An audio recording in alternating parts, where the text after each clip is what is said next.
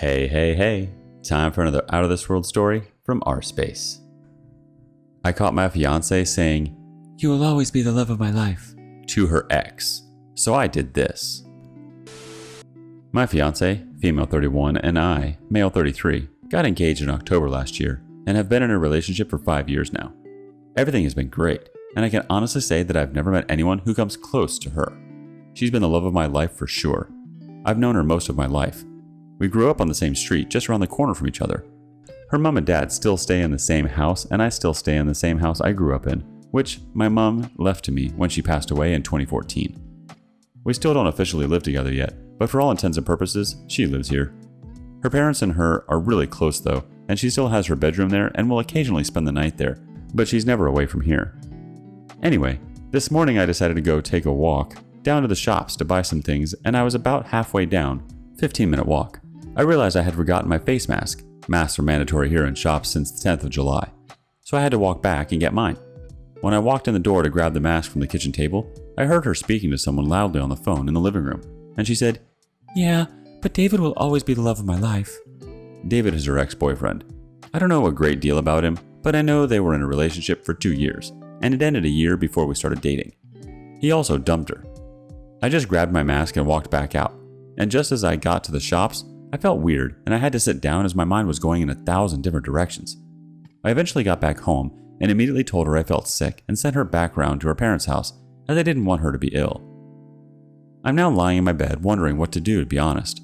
I know she didn't do anything wrong. It's not like she cheated on me or intentionally went out of her way to hurt me, but what's heard can't be unheard. She basically said that the person who she's agreed to marry isn't a patch on an ex she's not been with for 6 years. The fact she said he will always be the love of her life also means that it's a void game. Her heart's already been taken, and there's nothing I could ever do to change that. Also, what would happen if he did come back into her life? You can't turn down the love of your life when they come calling, and I'd be dumped quicker than yesterday's leftovers. So what do I do? Tell her I was earwigging on her and heard her say that crap? Just end the relationship for a completely vague reason like, "Oh, it's not you, it's me," etc. Swallow my pride and pretend I didn't hear it? Everything has been wonderful, but there's no way on this earth I want to be someone's second choice, especially when her ex is the one on her mind that she obviously would be with if she could. I'm thinking just about saying it's not working between us. She's now texting me about coming around tonight and mothering and spoiling me because I'm the sickie. F that. Update 1. I was going to update sooner, but I've spent the last 3.5 days in a drunken stupor, so my apologies, but I'll warn you, this is not a good update. Right. So after posting and receiving some advice on Reddit on Thursday, I was thinking of telling her to come back around on Thursday night so we could talk, but settled on Friday morning instead as I wanted to get my head in a clearer state. She still thought I was ill, so I needed a bit of time to think through what I was going to say. So she comes around on Friday morning about 8 a.m. with rolls and tuna mayo crunch her mom had made for me along with grapes, sweets, and juice and stuff. I think she could see right away that something was wrong, as I must have looked stony-faced and you could cut the atmosphere with a knife. Anyways, I said to her that I wasn't really sick and that yesterday I was going to the shops and I forgot my mask. Had to come back to retrieve it, and when I got in to get it, I heard her talking in the other room about David. Her face went completely pale and she started welling up, so I instinctively stopped talking and just stared at her. She then runs into the toilet, locks the door, and starts hysterically crying, and alarm bells are going off all over the place in my head. Her reaction made me think she didn't know what I heard, so she must have said some other crap about him as well. I chapped on the door and told her if she has any aspirations of saving this relationship, she had better tell me everything right now. 30 minutes or so go by, and she finally comes out dabbing her face with a tissue and tells me David got back in touch with her 4 or 5 months ago, and she has been sleeping with him once or twice a week since. I said in my previous post that she will occasionally go and stay with her parents. It's usually about once a week, sometimes twice, sometimes none. The thing is, I've just popped around myself dozens of times over the years to speak to her mom or dad, watch TV or anything at all really without informing her, and she's always been there. So it's just become routine and I've never thought any more of it. This has obviously been the time that she's gone to meet David. All I can think of is that the snippet of conversation I heard her having was her friend or something helping her choose between David and I. When I heard this, I hit the roof. I threw her out, grabbed handfuls of her stuff, put it in bin bags, and threw it out the door into the front yard. I'm not proud of that, it was extremely petty, and in hindsight, I should never have done that. She at this point has run around to her house, and about a minute later, her dad comes rampaging around screaming. Her dad and I end up rolling around the now quagmire-ish front garden fighting. At about 9 a.m. in the morning, no less. Police vans and everything ended up turning up, and half the street was out because of the Rammy. Afterwards, I blocked her on everything and went to my friend's house where 3 of us spent the weekend and Monday. They took off work. I'm on furlough, drinking. When I got back in the house this morning, I noticed she had been back in the house at some point, made the beds, done the washing and ironed. I have no idea why she did this. As I'm writing this, she's tried to get in again. I haven't been able to change the locks yet, so I put the door chains on the front and back door, and from upstairs, heard the door opening and the chains clanging as she tried to get in. There's also a note that she put through the door. I don't even want to read it right now. I'm too hurt, hungry, and hungover to even think about what she has to say. Update 2. Sorry for the belated update, but I'm in a bad way right now. I'm half drunk as I write this, so bear with me. Since everything that has happened, things have taken a turn for the worse. As many of you mentioned I should do, I sent an email to her father explaining my side of the story and apologized for taking things public and embarrassing his daughter, but as I said previously, I acted instinctively. I didn't apologize for fighting him, as I was reacting to him coming at me.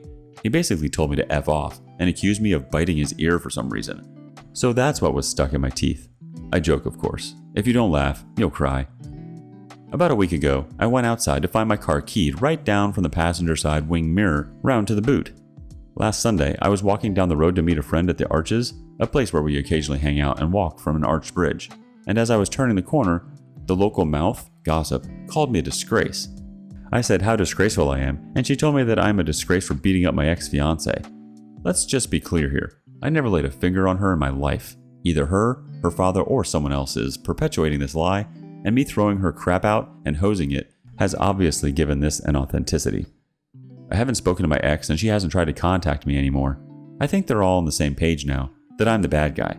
I've got the ball rolling and putting my house up for sale. I can't live here anymore. I wish I still had my mom to lean on. She would make things better. Update 3. Firstly, I want to thank everyone who has reached out. I've tried to reply to everyone and hopefully this update will help. I am still in my house, but I will be renting it out rather than selling. I can't in good conscience give up something that was my mom's and has been in the family for generations. I have since spoken to the father and I understand why the family circled the wagons, but to throw me under the bus so brutally was genuinely ridiculous. Collateral damage to me and my name is alright apparently. Only known them my entire life. All in all, I feel like I was in the midst of a crap shower that changed course. Still struggling, but feeling a lot better now that I've got an umbrella and a freaking roadmap. Also, would like to note that I posted on social media giving my side of the story. Whether or not that's right or not is up for debate, I guess, but it was after I had let those close to me discreetly spread it first, so I felt the time was right. Her side is still singing off the same hymn sheet, but hoping neutrals will see things from my side. My close pals have been incredible throughout all of this, but that's why they're close pals, I guess. Anyways, cheers! And final update. Well, it's been over a year and I have since moved out of my house and am now renting it to a nice older couple, so thought I would update. I'm doing great and have even gotten myself a girlfriend. Wish me luck. What have I learned? Life came at me fast, but I stood strong, and for the first time in a long time, I'm looking forward to the future. We only get one life, right?